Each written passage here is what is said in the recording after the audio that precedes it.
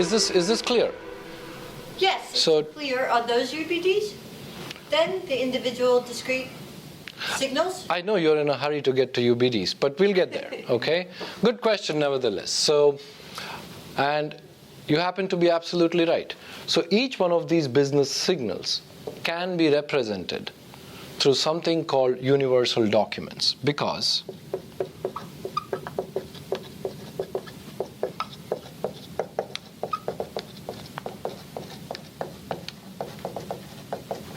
or UBDs for short.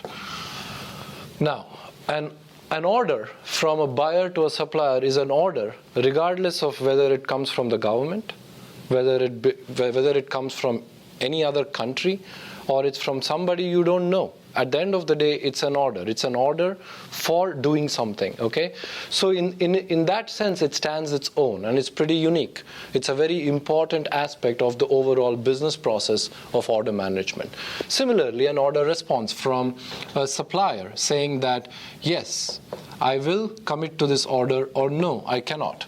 Or I'm going to qualify it by saying I can only replenish with so much goods on this date and so on. So they might not be able to meet all the parameters of an order. Ship notice, again, it tells you when the goods have been shipped and what the actual quantity was, and when they can estimate the arrival of the goods. And the invoice tells you how much needs to be actually paid by the buyer to the supplier of the goods. So each one of them have a unique stand and unique reason in the overall business process automation, and they are actually called universal business documents. So when you look at multiple business processes, so you have order management,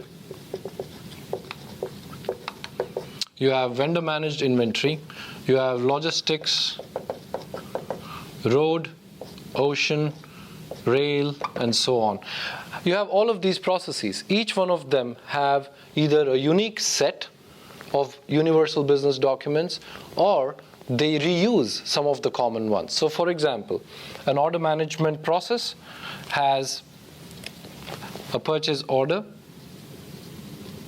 an order response, a ship notice, invoice, etc. A vendor managed inventory process has a demand forecast, an inventory actual usage, a delivery receipt,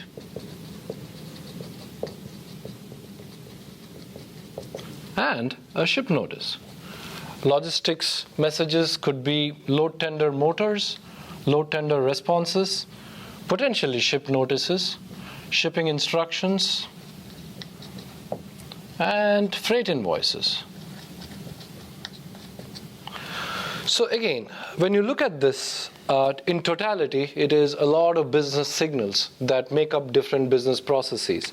However, there are some correlations. There are certain things that are common across different processes, like a ship notice, for example. So that's probably the first level of commonality that you'll see across different business processes. Again, going back to our analogy around different people talking different languages, there are certain words that are pretty universal in all languages.